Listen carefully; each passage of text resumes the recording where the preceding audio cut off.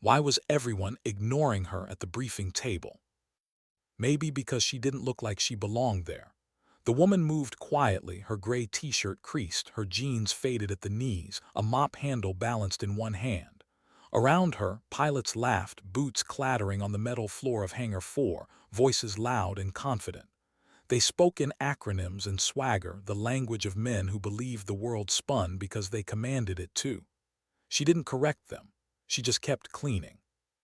The morning sun poured through the open bay doors, reflecting off aircraft glass and turning everything gold and blinding. The air smelled of jet fuel and sweat, the scent of arrogance, of adrenaline. Lieutenant Jason Carnes strutted across the hangar like it was his personal runway. At 29, he was everything a recruiting poster dreamed of. Sharp jawline, perfect flight suit, a swagger that came from too many compliments and too few lessons. He was prepping for an inspection, or, as he called it, a performance. "Let's move, people. The brass'll be here in an hour. I want these birds shining like mirrors." His voice carried across the steel rafters, echoing like a commandment. His crew scattered, rolling out tool carts, checking hydraulics, dusting instrument panels. That's when he noticed her, the woman wiping down a control console near the corner, slow, methodical, invisible. She looked like she'd been there forever, part of the background. Jason frowned. "Hey, you can't be here right now. We're running pre-inspection prep." The woman looked up, calm eyes, older, maybe early 40s. Her voice was even, quiet. "Almost done, just cleaning up your mess." A few mechanics snickered. Jason smirked, glancing at his men, the kind of grin meant to say, "Watch this." "Yeah, well, we don't need janitors wandering around when professionals are at work." She paused, the faintest muscle tightening in her jaw, but she said nothing. She set the rag down neatly on the console, turned, and walked toward the sunlight streaming through the hangar doors. That's when the light caught the thin metal tag on her wrist, a small trident engraved into the steel. No one noticed except an old mechanic named Harris who froze mid-step, his breath caught. He hadn't seen that symbol in years.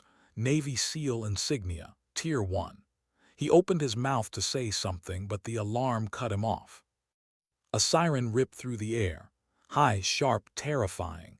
One of the fighter jets, a test model still under maintenance, showed a sudden spike in fuel pressure. The gauges screamed red. The fuel feed was locked open. One wrong spark and Hangar 4 would turn into an inferno. "Shut it down," Jason barked, sprinting toward the jet. But no one moved fast enough. Confusion flooded the room. Someone fumbled for the emergency cutoff. Too late, the pressure kept rising. Then she was there again. No hesitation, no panic. The woman dropped the mop, ran straight toward the aircraft. Her steps were precise, purposeful. "Move," she shouted, not loud but firm enough to make every man instinctively obey. She slid under the fuselage, fingers flying across the access panel like she'd done it 1,000 times. Sparks flew as she tore open the cover, bypassed the safety plate, and reached inside. "Shut off the main valve now," she yelled. Harris, recognizing that tone, that command, dove for the control lever. The hiss of escaping vapor filled the hangar. Then, silence. The red lights flickered off. For a long, heavy moment, nobody spoke. The only sound was the slow drip of coolant hitting the floor. Jason stood frozen, his chest heaved. Who are you?" The woman crawled out, wiped her hands on the rag she still carried, and straightened up. Her eyes were steady. "Retired Colonel Avery Holt, Navy SEALs, Tier 1 operations." Every word hit like a round fired in an empty room. The younger mechanics glanced at one another. Harris lowered his head in quiet respect. Jason's voice cracked. "I thought you were cleaning staff." She looked at him, not with anger but something far sharper, pity. "I was," she said softly, "because sometimes it's good to remember what real work looks like." Her tone wasn't proud. It was grounded, like someone who'd carried too many ghosts to waste time on resentment. For a moment, the hangar was silent again, the kind of silence that demands you listen. Later, when the alarm reset and the bass resumed its rhythm, Jason tried to shake it off. But the image of her, calm amid chaos, wouldn't leave his mind. Who was she really? What kind of soldier walked away from command and picked up a mop? He didn't know yet, but that question would haunt him for weeks. That night, Colonel Holt sat alone in the base cafeteria. The room was empty, except for the hum of vending machines and the low whine of the air conditioner. She sipped black coffee, hands steady but eyes distant. The fluorescent lights made her look older, like time had caught her when no one else dared to. She took a folded photo from her pocket. 3 soldiers, one missing. The edges were torn, the image worn smooth by years of touch. Her thumb lingered on a single face, a man smiling at the camera, wind in his hair, sunlight behind him. She whispered something under her breath, a habit that never left her since that last mission. Then she folded the photo back into her pocket and closed her eyes. Outside in the hangar, Jason couldn't sleep. He replayed the moment over and over, the explosion that never happened, the way she moved, the calm in her voice. He'd never seen anyone act like that. It wasn't training. It was something deeper, something earned the hard way. He opened his locker and stared at his reflection in the metal, the proud pilot who thought leadership meant shouting louder. For the first time, he saw the hollowness in his own pride. Morning came early. The sky was pale and quiet. Word had spread across the base. The cleaning lady was a decorated SEAL officer. The younger recruits whispered about her with awe, like she was a ghost out of legend. But to Jason, it wasn't her rank that rattled him. It was the way she carried it, invisible, unspoken, like a burden she'd long made peace with. He found her again that morning, back in the hangar, wiping oil from the floor. No medals, no salute, just steady hands doing work no one else wanted. He hesitated, then approached. "Ma'am, I just wanted to." She didn't look up. "You don't need to apologize," she said. "Just learn." Jason stood there, unsure what to say. She added quietly, "Respect isn't in the uniform. It's in what you do when no one's watching." Then she picked up her mop and walked away. And for the first time, the lieutenant who thought he knew what command meant realized he'd never really understood it at all. She sat alone in the supply room that night, where the smell of oil and cleaning agents mixed with the faint hum of distant engines. The base outside had gone quiet, too quiet. You could always tell when soldiers were restless. Laughter stopped traveling down the hallways, boots hit the floor slower, and even the vending machines sounded louder. Colonel Avery Holt closed her eyes. She could still hear the sound of waves hitting steel hulls, the sound of rotors slicing through fog, and the sound that haunted her most, the echo of men shouting her name, somewhere across a burning coastline, a lifetime ago. "Why are you here, Holt?" she whispered to herself. "What are you trying to prove?" No answer came, only the mechanical hum of the refrigeration unit beside her. She ran her fingers along the small trident tag on her wrist. Once it had meant power, fear, respect, but now it was a reminder, a scar you could wear outside your skin. A knock interrupted the silence. Jason stood at the door, flight suit half-zipped, uncertainty written across his face. For once there was no arrogance, no pretense, just confusion. "I didn't mean to interrupt," he said. "You didn't," she replied without looking up. "I wanted to thank you for today." Avery gave a short nod. "Don't thank me for doing what should have been done." He stepped closer, hesitated. "The guys are saying you were Tier 1. That true?" Her eyes lifted slowly, steady. "You shouldn't believe everything you hear." "But the insignia isn't what matters," she cut in. "It's what you do when no one's looking that counts. Rank fades, skill fades. What doesn't fade is how you treat people." Jason exhaled, almost embarrassed. "I didn't treat you well." "No," she said simply, "you didn't." He started to speak again, but she continued before he could. "You looked at me and saw something beneath you. But one day, when the world stops clapping for your uniform, you'll understand what that feels like. Humility doesn't ask permission to teach, it just does. Her voice wasn't angry. It was quiet, almost tired. The tone of someone who'd led too many men into places where arrogance got them killed. Jason shifted, shame creeping into his throat. You were right, I don't know what real work looks like. I thought I did.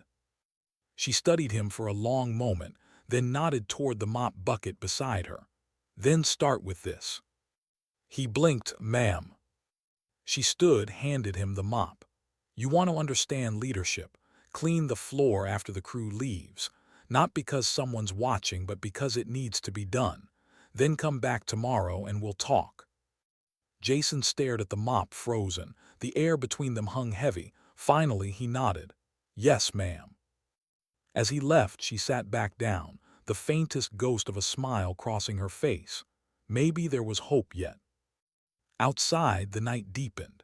Somewhere beyond the airfield, thunder rolled far off the coast.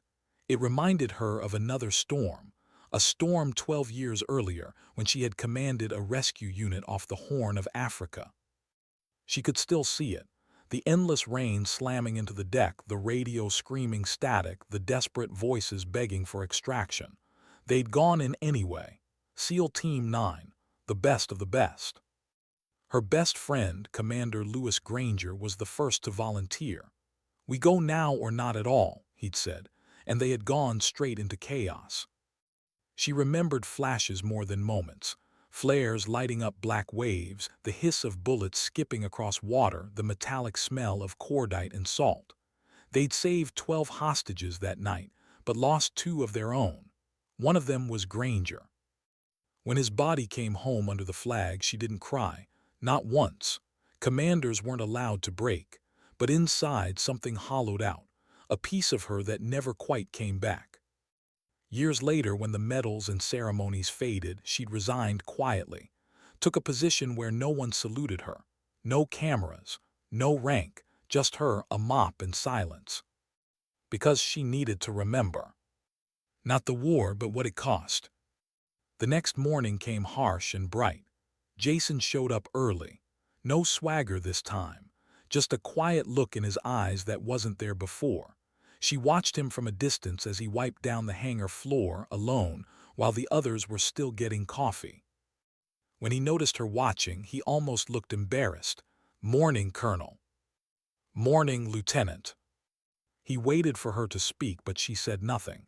Instead, she pointed to the far end of the hangar. That jet over there, fuel system still unstable. Want to learn something useful. He nodded. Then stop calling me Colonel. Just call me Avery. He hesitated. Yes, ma'am, Avery. For the next 2 hours, she guided him through diagnostics, her hands steady, movements deliberate. She explained pressure thresholds, fluid flow control, the mechanics of trust between machine and man. Every lesson sounded like something deeper, about patience, control, listening before acting. At one point, Jason asked, You miss it, the missions? She paused, hands still on the valve. I miss the people, not the war. He frowned, but you were the best. She looked at him, eyes distant. Being the best doesn't make you happy, Lieutenant. It just makes you tired. There was silence after that, a kind of silence that speaks more than words ever could. Later that afternoon, word reached the base. The inspection team had arrived early. Panic spread again. Jason's nerves spiked. This was his chance to prove himself, to make up for his mistake. But Avery, she simply kept working, calm, quiet, unmoved.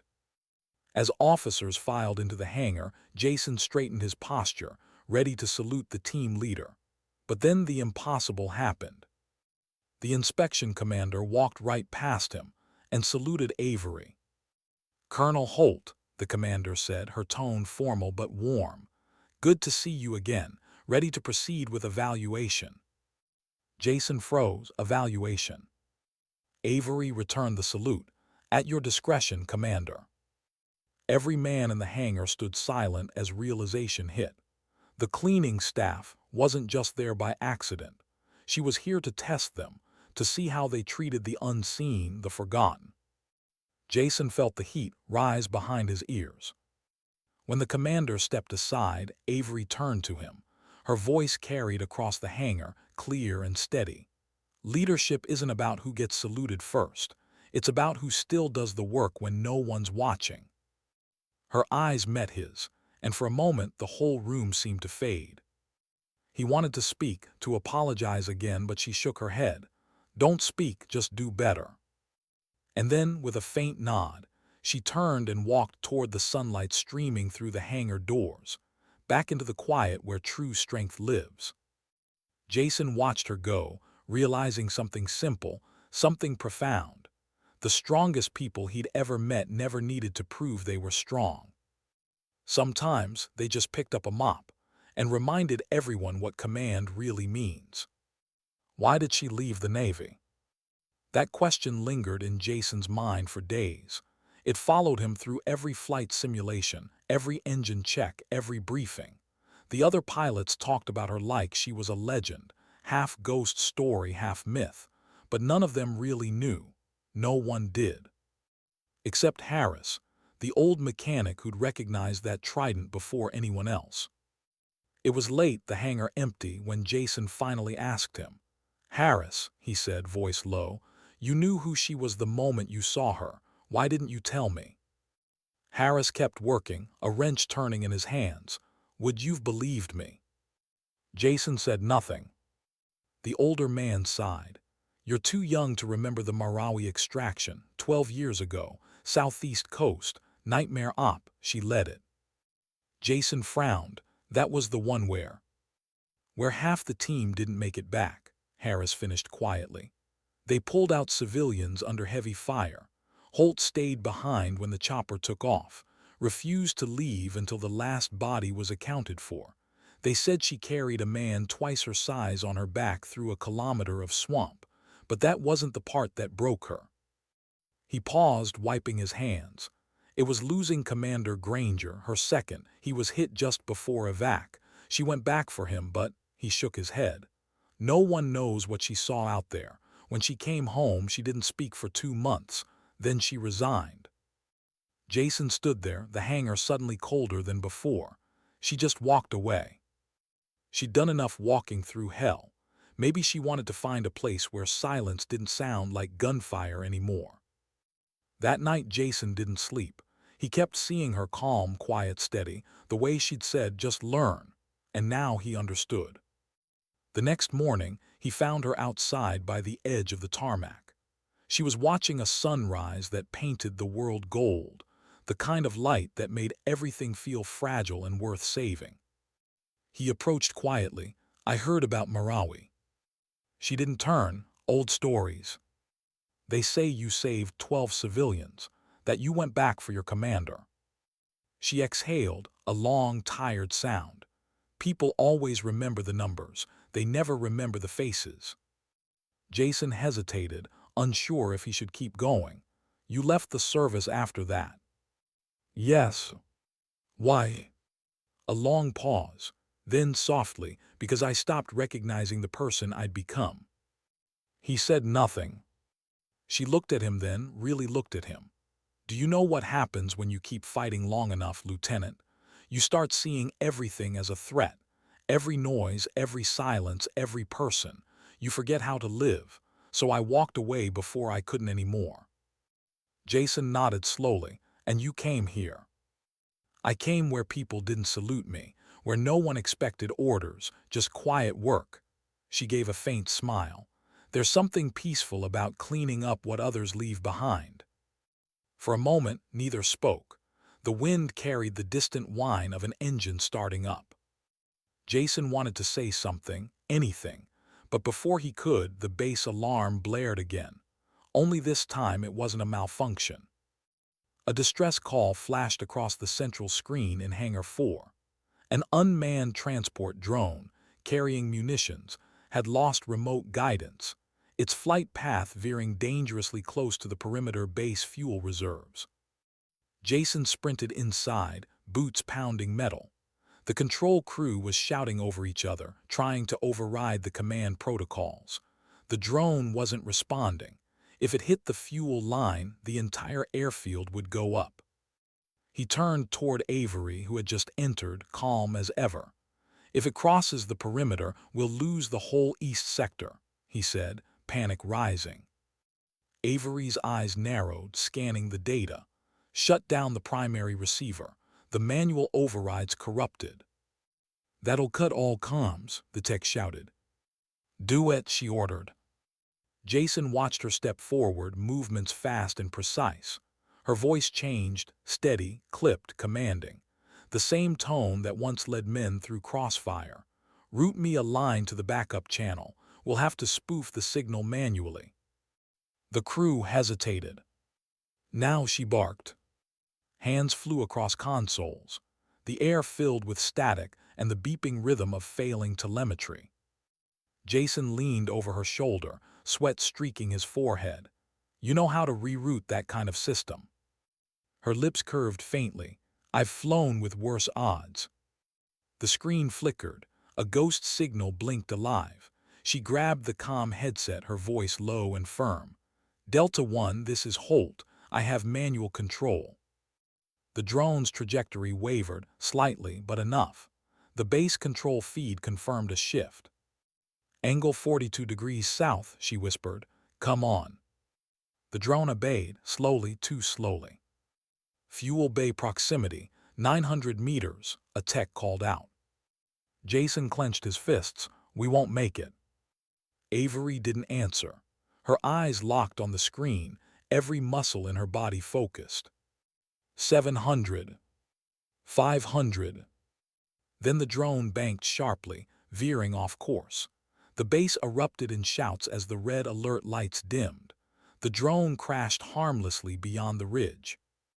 The hangar fell into stunned silence, again. Jason looked at her, heart hammering. "How did you?" She pulled off the headset, voice quiet. "When you've lost control before, you learn how to find it again."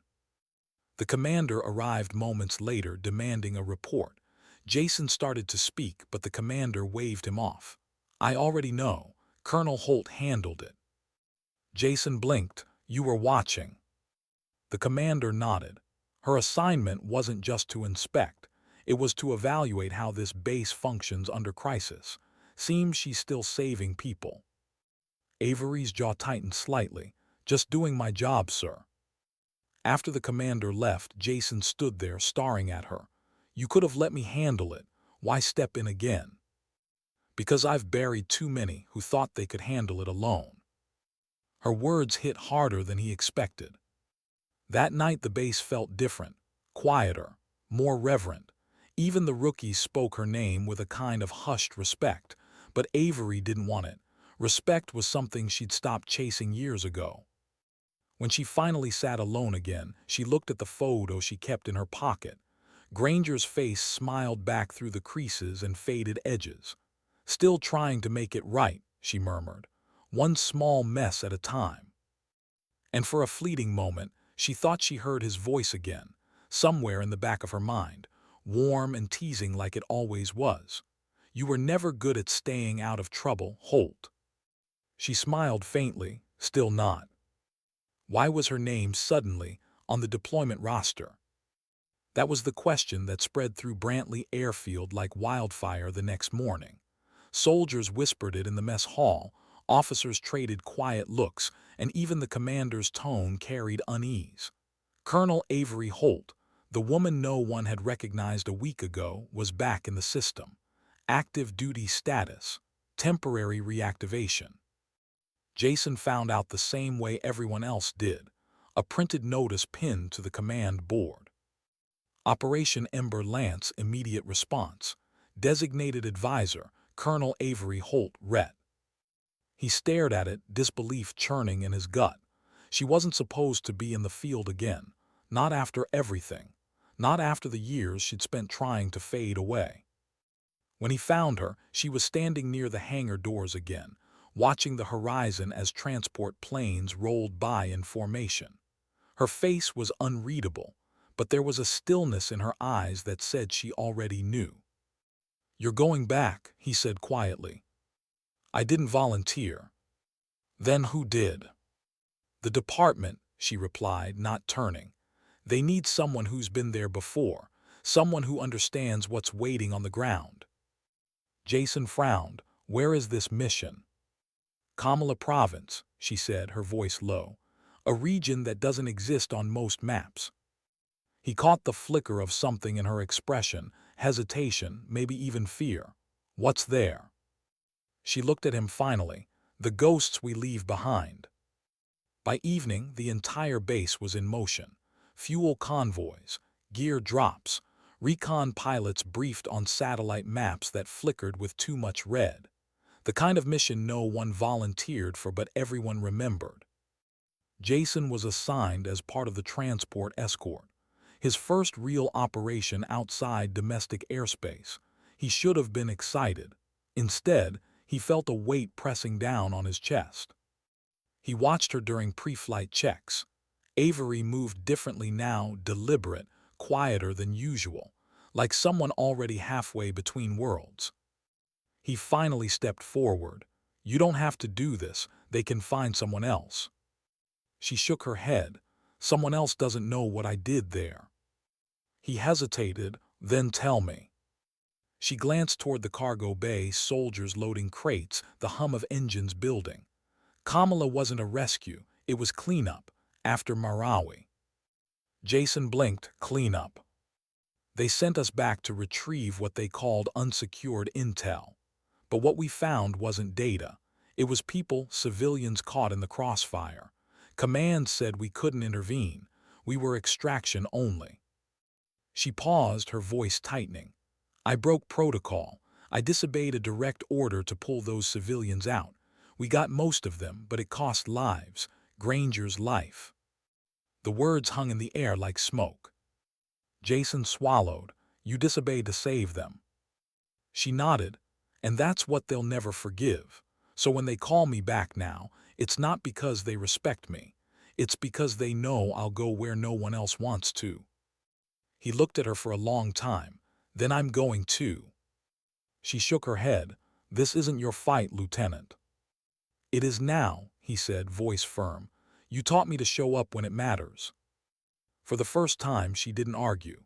She just gave him that faint, knowing half-smile, the one that said she'd stopped trying to change fate a long time ago. The next morning, they were wheels up at 400. The transport bay buzzed with the sound of straps tightening and rifles clattering against armor. The air inside was cold, heavy with tension and jet fuel. Avery sat near the rear ramp, helmet in her lap. Jason sat opposite her, watching. The engines roared, drowning out his thoughts. He wanted to say something, maybe ask her why she came back, or how it felt, but her expression said it all. She wasn't afraid, she was remembering. When they reached Kamala airspace, the clouds below parted to reveal jungle, endless green broken by charred scars of old battlefields. The sight made her chest tighten. Time hadn't healed anything here. It had only buried it deeper. They touched down at a forward operating post built from old shipping containers and wire mesh. The humidity hit them like a wave. An intelligence officer approached immediately. "Colonel Holt, we've been expecting you. The last recon team went dark 12 hours ago near grid Delta 7. Their beacon reactivated for 30 seconds before cutting out again." "Any visual?" she asked. "Only thermal. Indeterminate movement around the crash site. Could be hostiles, could be locals." She nodded. "Prep a recovery team, I'll lead." Jason stepped forward. "I'm on her team." The officer frowned. "Your aircrew." "He's with me," Avery said, and that was the end of that. They moved at dawn. Jungle mist hung low, the air heavy with the smell of rain and rot. Avery walked point, rifle slung but ready, movement smooth and disciplined, old instincts sliding back into muscle memory. Jason followed, adrenaline keeping his breath shallow. They found the wreckage 2 hours later, half buried in mud, vines already creeping over the twisted hull. Smoke still drifted faintly from the impact. "Stay sharp," she murmured. This doesn't look right. Jason crouched beside the torn fuselage. No bodies. Exactly. Before he could ask, a sound snapped through the trees, movement close and deliberate. Avery raised a fist. The team froze. From the foliage, three figures emerged, local militia, ragged uniforms and rusted rifles. They weren't here by accident. Avery's tone was steady. Weapons down, we're not here to fight. One of the men spat, shouting something in a dialect Jason didn't understand. Avery did. She replied in their tongue, calm but sharp. Whatever she said made the leader hesitate, eyes flickering with recognition. Then he nodded, slowly. They lowered their weapons. Jason blinked. What did you tell them? That I'm the ghost they left behind. By nightfall, the team had recovered the lost data drives and pulled back to the perimeter.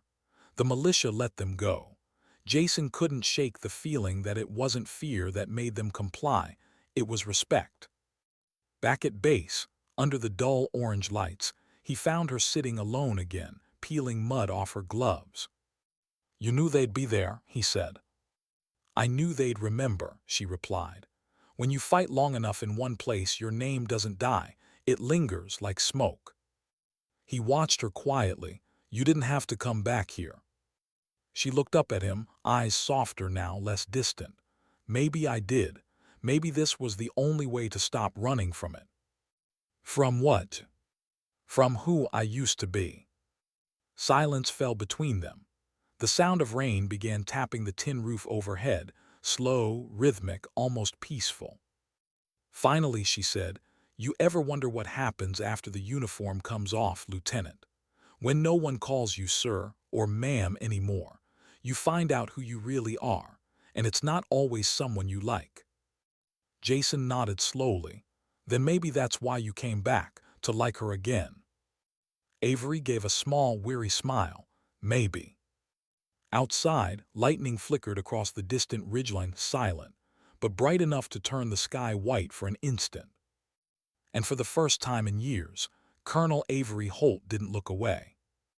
What was buried in those drives that everyone wanted so badly? That question burned in Jason's head from the moment they lifted off from Kamala. He'd seen classified operations before, but not the kind that made seasoned soldiers whisper and officers avoid eye contact. The data cores sat sealed inside a hardened black case on Avery's lap. She hadn't said a word since they boarded the transport. The jungle had faded into clouds, the rain into dull engine hum, but the silence stayed heavy. He finally broke it. What's in there, Avery? Her eyes stayed fixed on the case. Something I thought I buried a long time ago. When they landed back at Brantley Airfield, the commander was waiting, two military police beside him, all straight backs and tight jaws. Colonel Holt, he said, too polite. You've done your duty. I'll take that case now. She didn't move. With respect, sir, the protocol says the recovery officer escorts it to debrief. He hesitated just for a second, but it was enough. Very well, he said. You'll report to Intel Command at 600. As soon as he left, Jason turned to her. You don't trust him. I don't trust anyone who thanks you too quickly. That night she didn't sleep. She sat in the dim office near the hangar, the case open in front of her. Inside, rows of encrypted drives, each tagged with old mission codes, codes she recognized from a decade ago. Marawi, Kamala, Ember, names that had nearly vanished from official records. Jason entered quietly, coffee in hand. You're not supposed to open that. Neither are they, she replied. He leaned against the wall. You think they brought you back to find this, not just to retrieve it. She looked up at him, and for the first time he saw the weight behind her calm. They didn't want me to find it. They wanted me to close the loop, make sure no one else ever did. He frowned. Close the loop. Erase it, she said softly. The reports, the evidence, the civilians we weren't supposed to save. Jason felt a chill crawl down his spine. You're saying they covered it up? She nodded, and I helped write the lie. The confession hung in the air, raw and heavy. She pushed one of the drives toward him. "Read it." He hesitated. "I don't have clearance." "You do now," she said. He plugged the drive into a secured terminal. Lines of data scrolled past, mission logs, satellite imagery, classified orders. Then the images shifted. Bodies, civilians, villages burned under the seal of non-combatant extraction. And among the attached files, a field report written and signed by her own hand. "Command approved airstrike despite local presence," Jason read aloud. His voice faltered. "Confirmed 57 civilian casualties." Avery looked away. "They told me it was a hostile encampment. I believed them until I got there." He swallowed hard. "You disobeyed, you went in anyway." She nodded. "Granger followed me. He died pulling out survivors. And when we came home, they made us rewrite the report to protect the chain of command." Jason stared at her, the truth crashing over him. "That's why you left." "That's why I couldn't stay." Silence stretched between them, thick, suffocating. Outside, wind howled across the hangar, rattling loose metal sheets. Jason finally spoke. "You could expose it, this data, it's proof." Avery's expression hardened. "Proof of what? That we failed. That we lied to the families we swore to protect. You think they'll listen? They'll bury me before they let this see daylight." He stepped closer. "Then don't do it for them, do it for him, for Granger." Her jaw tightened. The name hit deep. For a long moment she said nothing. Then, almost in a whisper, "You sound like him." Jason blinked. "Granger." She nodded faintly. "Always said the same thing. Truth doesn't need permission to exist." Her eyes glistened in the low light. "I thought I'd buried that part of me, but maybe I was just hiding from it." A knock interrupted them. 2 MPs entered. "Colonel Holt, Intel Command requests your presence." She straightened, closing the case. "I'll handle this." Jason started to protest, but she gave him a look, steady, quiet, unshakable. "Stay here. If I'm not back in 2 hours, take the data and go to Harris. He'll know what to do." And before he could reply, she was gone. The interrogation room was cold, too clean, the kind of place built to remind you of who held the power. 3 officers sat behind the desk. The middle one, General Keene, watched her like a man dissecting something fragile. "Colonel Holt," he began smoothly, "you've had quite a week, stirred up a few questions." "I usually do." He smiled thinly. "Let's not waste time. The drives you recovered contain classified material. You were not authorized to access it." "I was the mission lead," she said evenly.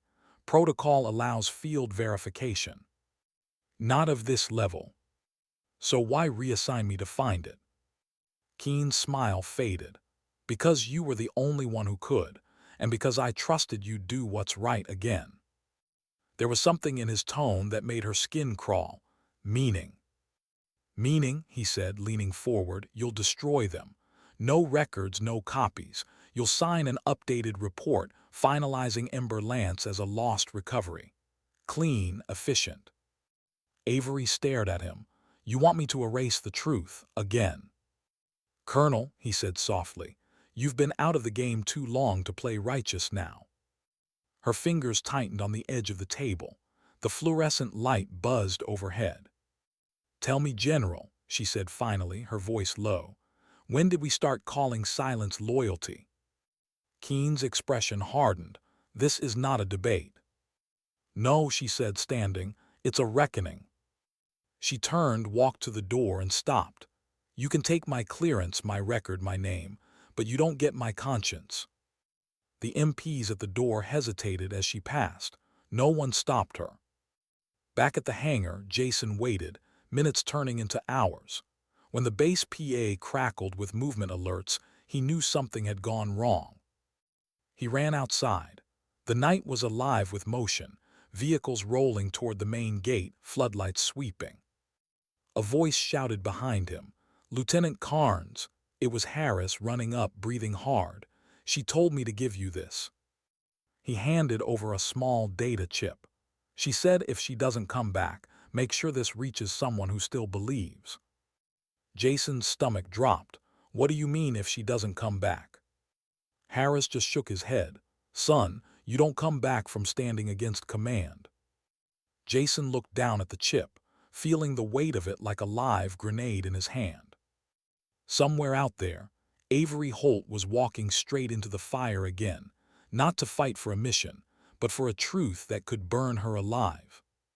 And for the first time in his life, Jason understood what courage really looked like. It wasn't medals. It wasn't orders. It was a woman who refused to lie, even when silence would have saved her.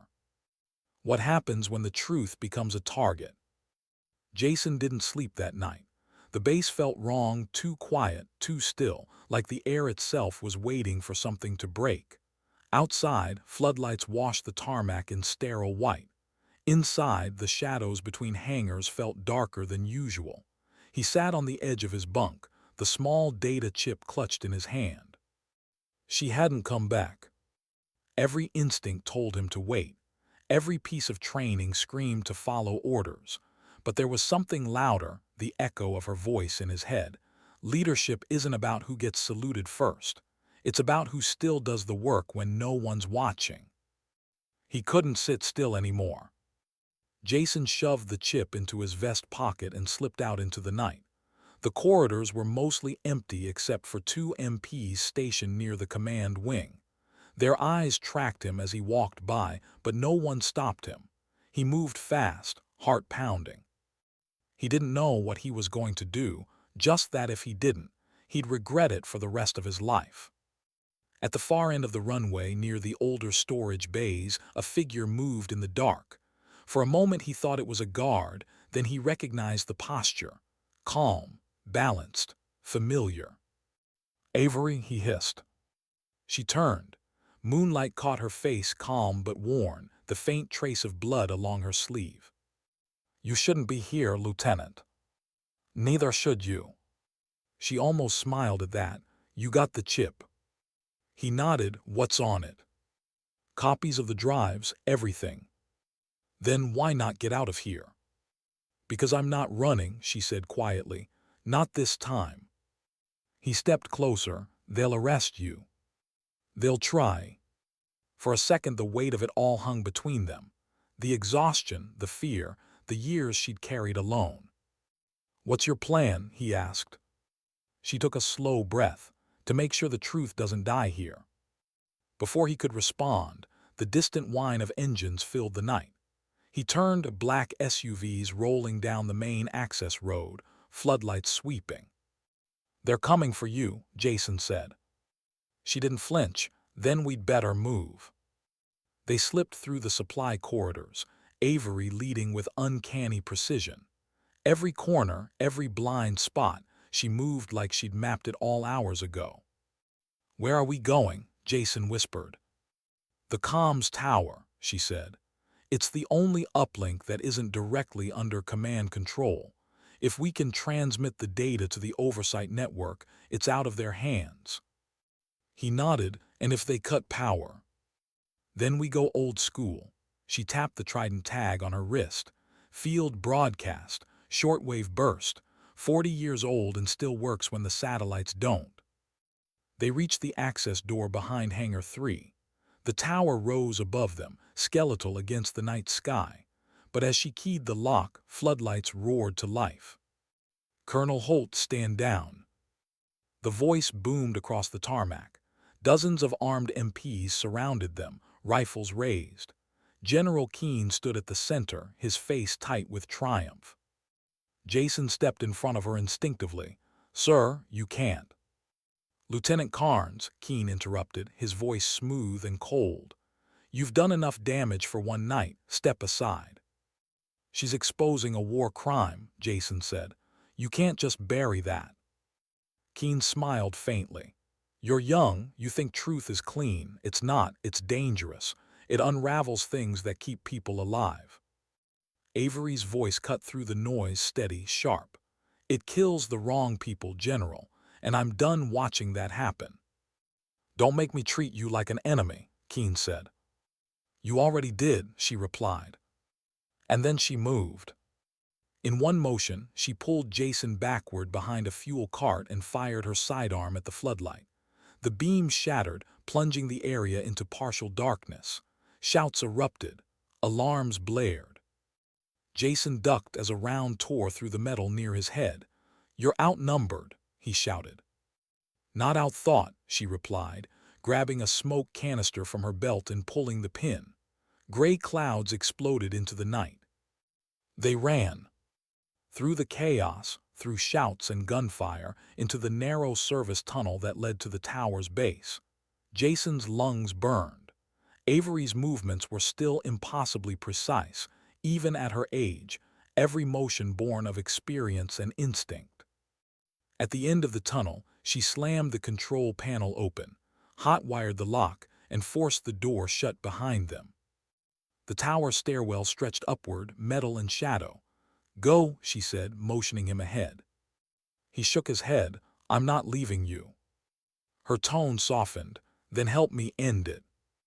At the top of the tower, the small operations console flickered to life. Jason shoved the data chip into the port. "Signal's weak," he said. "Boost the gain manually.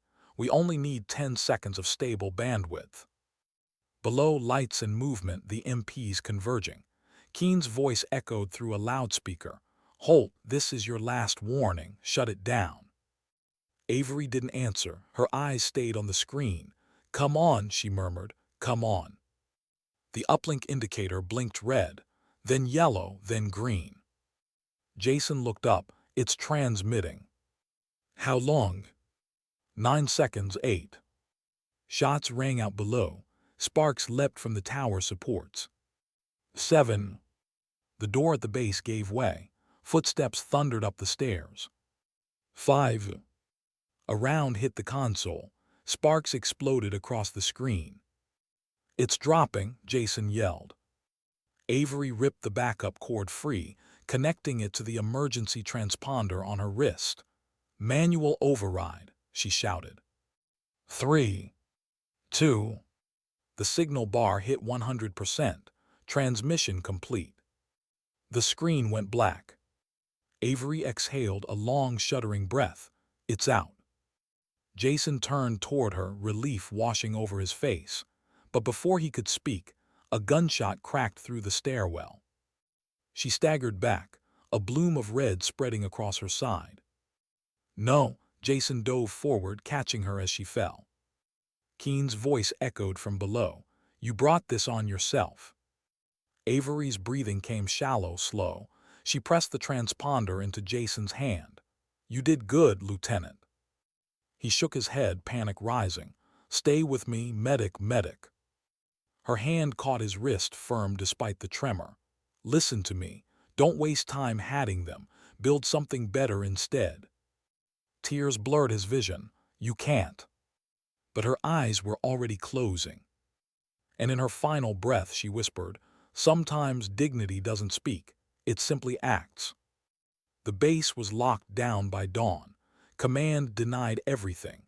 The official statement called it an equipment malfunction during a classified transmission. But by then it didn't matter. The data had already reached the oversight network, civilian channels, journalists, veterans groups. Within days, the story hit global feeds. The truth couldn't be buried again. Jason stood alone on the tarmac where she'd first picked up that mop. The morning sun was the same, bright, cloudless, merciless. He held her trident tag in his palm, the metal warm from his skin. Harris approached quietly. "They'll come after you next, son, you know that." Jason nodded. "Yeah, but now they'll know someone's watching." He looked toward the hangar, the place she'd once stood, calm in the face of arrogance, and turned humility into command. And for the first time, he understood why she came back. Not to fight, not to be forgiven, but to leave something unbroken behind. Because strength isn't about power. It's about persistence. And sometimes the bravest act a soldier can make is refusing to stay silent. Why was her name suddenly whispered across every hallway in the country? It started as a rumor. A file leaked here, a document confirmed there. Then the videos came, the unfiltered footage from the Kamala operation. Satellite clips, drone feeds, declassified mission orders, and one audio log that stopped everyone cold. Avery Holt's voice, calm under fire, giving orders to save civilians even as command told her to stand down. Within 48 hours, Operation Ember Lance was front-page news. The headlines didn't call her a traitor. They called her a soldier who refused to lie. At Brantley Airfield, silence replaced the usual buzz. The same men who once laughed when she carried a mop now stood at attention whenever they passed her locker.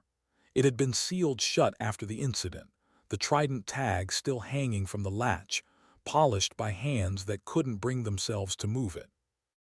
Jason hadn't slept much since that night. The hearings had begun, fast, brutal, political. They pulled him into an interrogation room twice already, both times asking the same questions in different words. What did she tell you? Who helped her? Did you transmit the data yourself? Every time his answer was the same. She did what was right. That answer earned him suspension, then confinement to quarters. They called it protective custody. He knew better, it was a cage. He sat on the cot, staring at the trident she'd pressed into his palm before she died. The edges had worn smooth, the engraving faint, but he could still feel its weight. The door clanked open. Harris stepped inside, carrying a sealed envelope. They're letting me see you for 5 minutes. Jason frowned. What's that? Something she left for you, Harris said quietly, handing it over. Her will came through. No property, no medals, no ceremony, just this. Jason broke the seal. Inside was a single sheet of paper, her handwriting sharp, deliberate. Jason, if you're reading this, then you already know the truth doesn't stay buried forever. They'll call me many things before this is over, reckless, insubordinate, naive. Let them. The record will outlive the noise. You asked me once why I came back. It wasn't to fix the past. You can't. It was to make sure someone else didn't carry it alone. That someone was you. Don't waste your anger on the system. It's built to endure that. Instead, change what stands in front of you. Lead quietly. Teach humility the way it was taught to you. And if they ever ask what I was like, tell them I kept the floors clean. Avery. Jason stared at the letter until the words blurred. Harris sat down beside him, saying nothing. The silence between them felt heavy but right. What now? Jason finally asked. Now, Harris said. Now you decide whether her fight dies with her. Jason folded the letter carefully, sliding it into his chest pocket. Then it doesn't die. The military tribunal convened 3 weeks later. Cameras weren't allowed, but transcripts leaked anyway. Jason testified under oath, every detail, every order, every line of code they'd falsified. He spoke calmly, like she did. When the prosecutor accused him of aiding a rogue officer, he didn't flinch. If integrity's considered rogue now, he said, then maybe the system needs more rogues. The gallery fell silent. Even the judge paused before continuing. When it ended, he walked out into sunlight for the first time in days. The base beyond the fence looked different, slower, quieter, like everyone was still processing what had happened. Reporters shouted his name. He didn't answer. He wasn't here for headlines. He just wanted air. Then among the crowd, he saw her face. Not in person, on a poster. Someone had printed a black and white photo of Avery in uniform, taped it to the outer wall. Below her picture, someone had scrawled in marker. Because silence is not respect. Jason stopped, reading it over and over. A hand touched his shoulder. Harris again, older than the last time Jason saw him. They're reopening investigations into Kamala, he said. 2 generals stepped down this morning. The oversight committee's tearing everything apart. Looks like she did it. Jason nodded, throat tight. No, we did. Harris smiled faintly. She'd like that answer. Months passed. Jason wasn't reinstated. He didn't want to be. He left the Air Force quietly and joined a joint humanitarian program that rebuilt schools and airfields in former conflict zones. The first project, Kamala Province. When he stepped off the transport, the humidity hit like a memory. The land was different now, grass growing where scorched earth once was, new roofs glinting in the sun. Locals greeted them without fear. He found the old crash site, now just a clearing surrounded by wildflowers. The wreckage was gone, swallowed by time. He knelt and placed the trident tag in the dirt. "You came back here first," he murmured. "Now I know why." Behind him, the team worked in quiet rhythm. Pilots, engineers, medics. None of them knew her name, but they moved with the same kind of steady purpose she had. That night, Jason sat by the river as the sun bled into the horizon. He read her letter again by firelight. The ink was fading, but the meaning was. He thought about all the lives she'd touched without them ever realizing it. The mechanic who still cleaned his own tools. The young recruits who saluted the custodial staff now. The commanders who finally checked their pride before giving orders. A ripple spread across the water as the wind shifted. He closed his eyes and could almost hear her voice again, quiet and firm. Respect isn't about who salutes first. It's about who remembers why they do.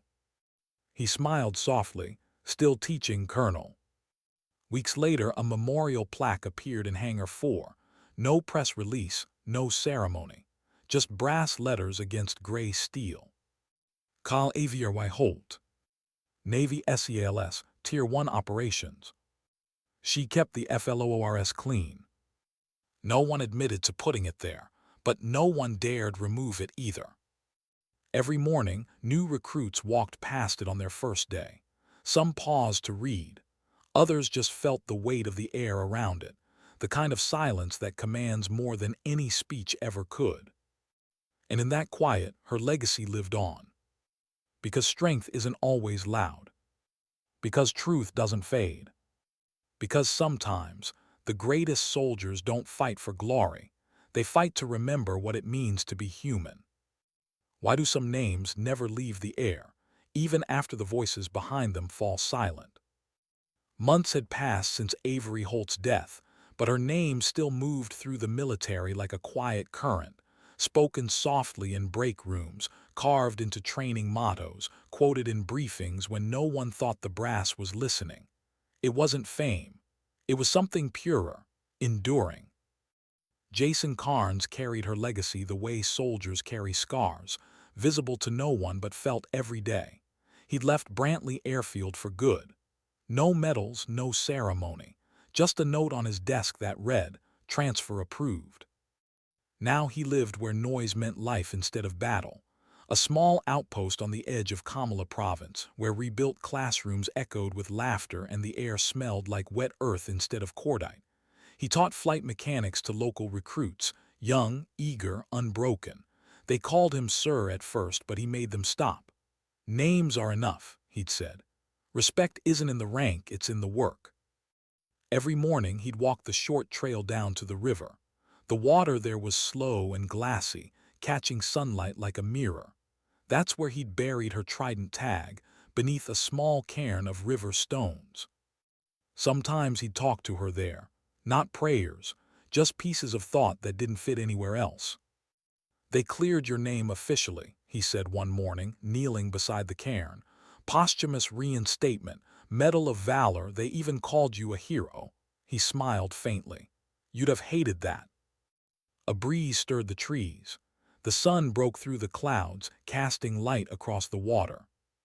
He sighed. "You were right, Avery. Leadership isn't about orders. It's about responsibility, about doing what's right when no one's watching." He stood, looking toward the horizon where the rebuilt runway shimmered in the heat. Small aircraft sat ready for training flights, machines that once meant war now used for relief. And in that quiet moment, he realized something she'd been trying to teach him all along. She hadn't just saved lives that day. She changed what it meant to serve. Because when the truth came out, people didn't riot. They rebuilt. They remembered. The families of the civilians she'd once been forced to leave behind sent letters, not of anger but gratitude. "She saw us," one wrote, "even when her orders told her not to." It wasn't forgiveness she'd earned, it was understanding. Jason picked up one of the stones from her cairn, turning it over in his hand. Beneath it lay a small piece of metal, tarnished, half buried in the dirt. It took him a moment to recognize it, the corner of a badge, her cleaning tag. He smiled through the ache in his chest. "Guess you'd say the floors still need work." He placed it back carefully, setting the stone over it again. Later that week, he was asked to speak at a new cadet ceremony, something he'd avoided until now. He almost said no. But then he thought of her, standing in that hangar the day they met, quiet but unyielding. The auditorium was full, rows of crisp uniforms, faces bright with ambition. He walked to the podium without notes. He didn't salute, didn't stand at attention, he just spoke. "You'll be told that command is about control," he began. "That respect is earned through authority, that loyalty means obedience." He paused, letting the silence stretch. "But one day, you'll meet someone who shows you what those words really mean. And it won't be because they outrank you. It'll be because they remind you what decency looks like under pressure." He looked across the sea of faces. "I learned that from a woman who once carried a mop through a hangar full of men who thought they knew what strength was. She didn't shout. She didn't demand. She just acted. And in doing so, she saved us all." A hush fell over the room. Even the hum of the air system seemed to fade. Jason's voice softened. "Her name was Colonel Avery Holt, and if you remember nothing else from your service, remember this. Humility doesn't make you smaller. It makes you strong enough to lead without needing to be seen." He stepped back from the podium, the room still silent, and walked out before anyone could applaud. Some moments didn't need noise to matter. That night, as the stars rose over Kamala, Jason sat by the river again. The jungle hummed with life. Fireflies flickered over the water like distant memories refusing to die. He closed his eyes and could almost hear her voice again, steady, patient, carrying that quiet steel that had changed everything. "Sometimes dignity doesn't speak, it simply acts." He smiled, the words echoing through him like a heartbeat.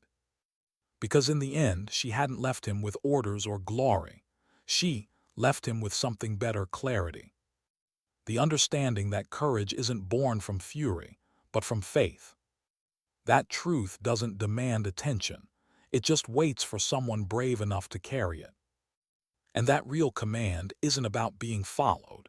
It's about being remembered for doing the right thing when no one else dared. He rose, brushed the dirt from his hands, and looked toward the first light cresting over the horizon. "Rest easy, Colonel," he whispered. "We've got the watch." The wind stirred the trees, soft and low, as if answering. And for a moment, just a moment, the whole world felt still. Because somewhere in the silence, her lesson lived on. True strength doesn't roar. It stands quietly, does the work, and lets the world feel its weight long after it's gone.